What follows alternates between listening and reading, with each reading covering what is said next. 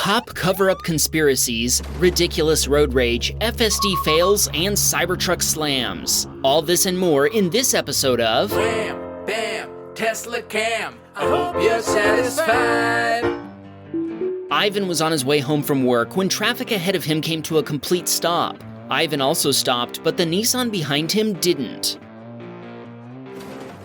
The Nissan driver was not paying attention and couldn't brake in time before slamming into the back of Ivan's Model Y. Both drivers stopped on the shoulder, and Ivan called 911 to report the collision. Even though he told them his back was injured, paramedics refused to respond, but eventually a highway patrol trooper arrived. Ivan tried to get the Nissan driver's insurance information from him so he could leave and go to the hospital, but the Nissan driver refused to give it to him. Eventually, Ivan asked the patrol trooper for help. He told us the trooper couldn't care less though, and he told Ivan that everything was in order and the Nissan driver wasn't required to provide him with his insurance information. Ivan was completely baffled. Then, when he later got a copy of the police report, he found out the trooper had lied to him. Ivan told us that everything was very much not in order. The report clearly states the Nissan's registration had expired and that the driver didn't have any insurance. Ivan is convinced the trooper hid these facts from him intentionally. Ivan doesn't know why he did this, but he has a theory.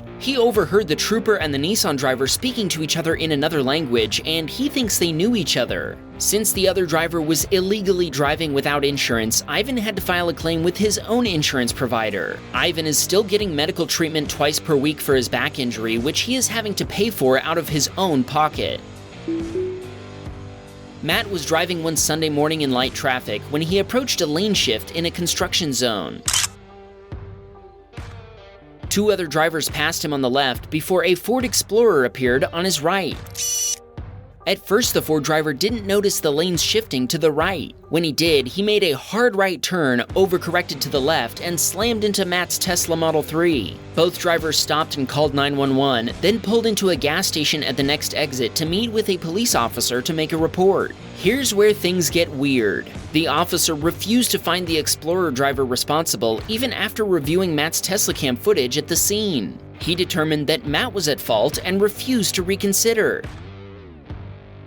After Matt got home, he reviewed the footage frame by frame. He even sent the officer screen captures of key moments, but he refused to change his mind. So he tried something else. He sent all the same information to the officer's supervisor and asked if there's any way his driving could have been better. They replied that there was not, then updated the report and gave full responsibility to the driver of the Ford Explorer. It's a good thing they did, too. The Ford driver had given his brother's insurance information, and they'd initially denied the claim because he wasn't named on the insurance policy. What is going on with cops these days? Why did the officer in this video seemingly protect the Ford driver in spite of the clear video evidence? Fixing Matt's Tesla took 6 weeks and cost over $11,000 US, which the Ford driver's insurance provider will now be paying.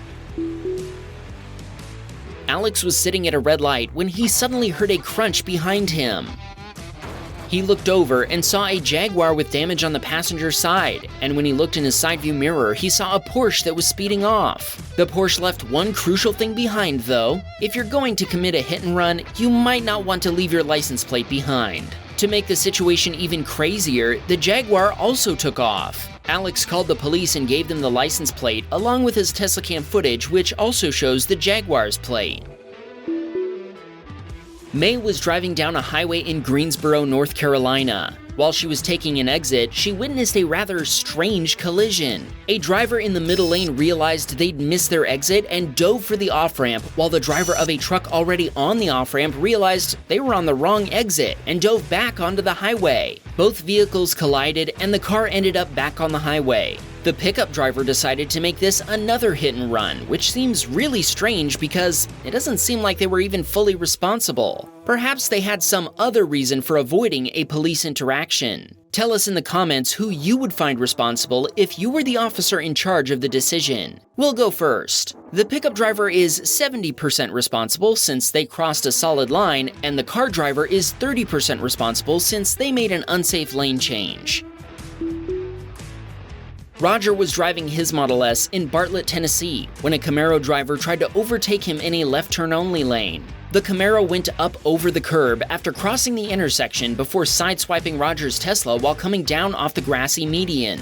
The Camaro driver then tried to flee, but Roger owns a Model S Plaid, so I bet you can probably guess how that turned out. After a very brief pursuit, the Camaro driver saw the error of his ways and pulled over. Roger told us the passenger of the Camaro looked very unhappy, and he saw her yelling at the driver for trying to drive away. The driver gave Roger an expired insurance card, but Roger's own insurance provider was able to locate an active insurance policy for the Camaro.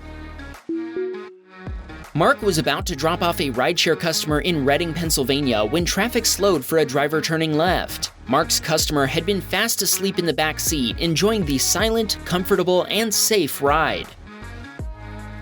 Suddenly, the driver of a Dodge pickup truck looked at his phone right when it was most important that his attention be on the traffic ahead of him. After the collision, Mark checked on his rider, who was thankfully unhurt. Mark asked the pickup driver to wait in his truck while he called 911, but that's when the pickup driver turned the collision into a criminal hit and run. Mark, who was already on the phone with the police, reported the crime and gave them the pickup's license plate number. By this time, the wreck had attracted quite a large crowd who all witnessed the Dodge pickup speed off. The pickup driver fled deeper into town, and his truck was later found abandoned in a car wash parking lot with the license plate removed and the VIN obscured. The police then said they couldn't do anything, and the truck was left abandoned in the parking lot of the car wash. 3 days later, Mark returned to the parking lot and found the guy who'd hit him fixing it. He immediately called the police, confirming that the pickup was definitely the same one and the guy was definitely the same guy. He was even wearing the exact same shirt. Even so, the guy claimed he hadn't been driving and the police refused to arrest him. They completely let him off the hook, although they did confirm he was uninsured and hadn't been legally allowed to drive in a long time. Mark ended up making a claim with his own insurance provider, and they totaled his Tesla after the repair estimate exceeded $17,000 US. Mark told us the collision crushed his dreams of starting a Tesla ride-sharing business. He'd been laid off in April and was ready to form an LLC and go all in, but this wreck took him off the road and sent him back to the unemployment office. Even so, he told us he now has even more motivation to start exceptional transportation service of Lehigh Valley, and this time, he'll do it with an even newer Tesla. Go get him, Mark. Weiwei was driving down a highway in San Francisco when traffic slowed down before coming to a complete stop. The VW behind her didn't slow down or stop before it slammed into the back of her Model Y. Both drivers pulled over to the shoulder and exchanged insurance information. The VW driver initially showed Weiwei proof of insurance, but she noticed it had expired. The VW driver said it was no problem and that his daddy had him covered. The VW driver called his father, who confirmed he had valid insurance but provided Weiwei with the same ID number. The VW driver then drove away with a bent hood and left the highway. Much to Weiwei's surprise when she called the insurance company, the insurance policy was valid and active. The insurance policy covered the repairs to her Tesla, which cost $10,000 US and took 6 days to complete. While driving back to Denver from the Thermopolis, Wyoming hot springs, Isaac and his family witnessed a Ford pickup pulling a camper start to lose control.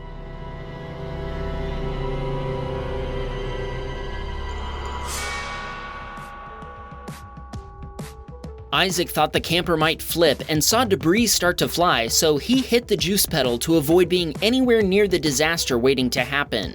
A little while later, he made a charging stop. Once back on the road, he encountered the same truck and camper again, only this time, the camper had flipped over. Everyone seemed fine, and law enforcement had already responded to the scene. Isaac thinks the trailer's weight distribution caused instability that ultimately resulted in the wreck. What do you think? Let us know your theory in the comments below.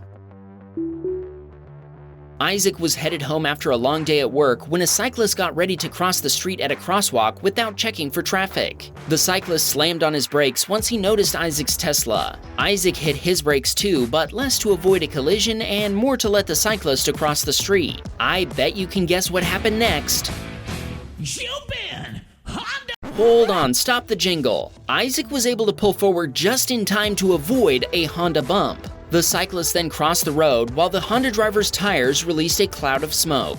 Isaac told us there's already been one fatality at this crosswalk that he knows about, and the city installed flashing warning lights, but the cyclist hadn't pressed the button to activate them. Hopefully he'll choose to stop and hit the button in the future.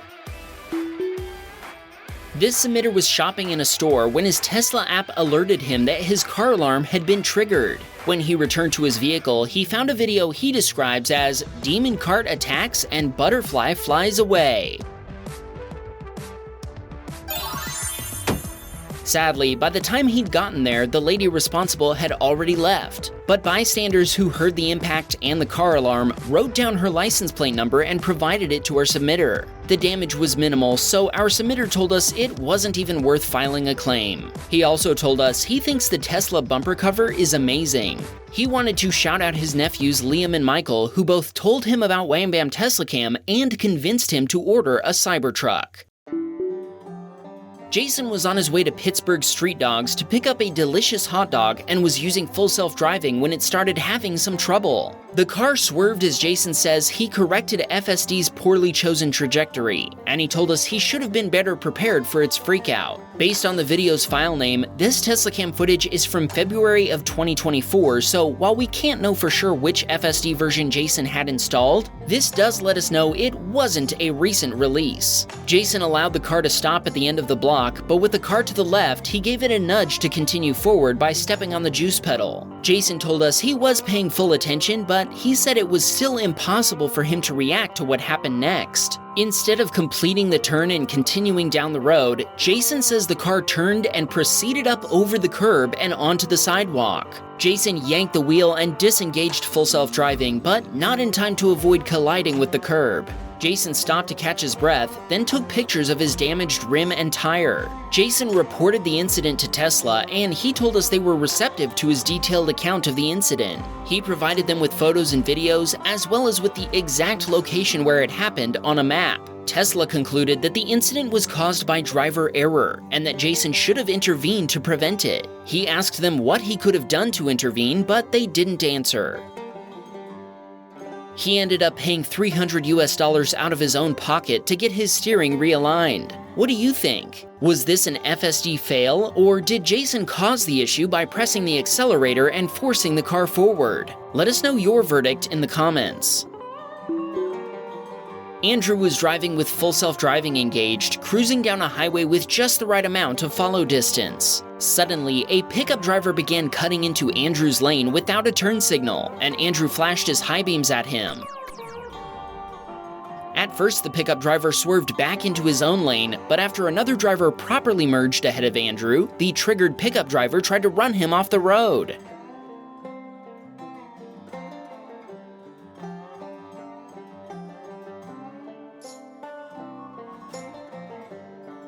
Andrew managed to get around and ahead of the pickup before taking the bait and swerving back at the pickup driver. The pickup truck then tailgated Andrew for a while before speeding off. Chris was driving west on I-80 in Davis, California, when an SUV sped past him in the passing lane. Chris had FSD enabled, but when he saw the SUV driver recklessly tailgating other drivers, he took over control in anticipation of an impending high-speed collision. Even so, he wasn't ready for what was about to happen. The SUV driver suddenly swerved out of the passing lane before screeching to a halt in the gore point. The driver then got out, dropping his hat on the ground while nearly being hit by other drivers. Chris managed to avoid hitting both the man and his hat, but moments later, the same SUV sped past him again. It doesn't look like he was raging against any other drivers. Maybe he was fighting with someone else in the SUV. Chris told us watching Wham Baam videos has prepared him for just about anything and has made him a safer driver. Thanks, Chris. What's all this commotion about? It turns out all this excitement is over John's wrapped Cybertruck. John drove his Cybertruck across America and into Canada from Las Vegas to Toronto and then to New York City, stopping at various landmarks along the way to take photos of his truck. John told us that when he got to New York City to take a picture of his Cybertruck in front of the Manhattan Bridge, he was a bit overwhelmed by tourists taking pictures of him and his truck. His truck definitely is awesome, but is it possible the tourists are actually just taking pictures of the bridge? Either way, that's a great looking Cybertruck, John. Thanks for sharing. Dominic and his wife were driving on the evening of Independence Day when a red Honda kept swerving into his lane, nearly sideswiping his Tesla. They were afraid the Honda driver might have been intoxicated, so Dominic's wife called 911 to report them. The emergency operator asked them to follow the Honda and told them a police officer would be waiting for them farther up ahead. As they reached the city of Pigeon Forge, police were waiting at an intersection. Dominic was still on the phone with the operator, who asked Dominic to flash his headlights so the officers would know who he was. Dominic flashed his lights as instructed, indicating the red Honda ahead was the suspected drunk driver. Officers got between Dominic and the Honda to observe the erratic driving for themselves. The Honda driver was still having trouble coloring inside the lines, so it didn't take long for the police to turn on their party lights and pull the Honda over. Another cop car appeared behind Dominic, then followed the first one into a parking lot as the Honda driver pulled over. Dominic thought they might want his Teslacam footage, so he stopped too. It turned out their eyewitness testimony was all the evidence they needed, so they thanked Dominic and his wife and sent them on their way. Dominic wanted to shout out his wife Karen for calling 911. Great work, you two. If you also like our videos, please consider supporting us on Patreon. Patrons get access to a ton of great perks, and your support helps us keep this show on the road. Right now we have 82 patrons, but we'd love to hit 100 by Christmas, so help us out.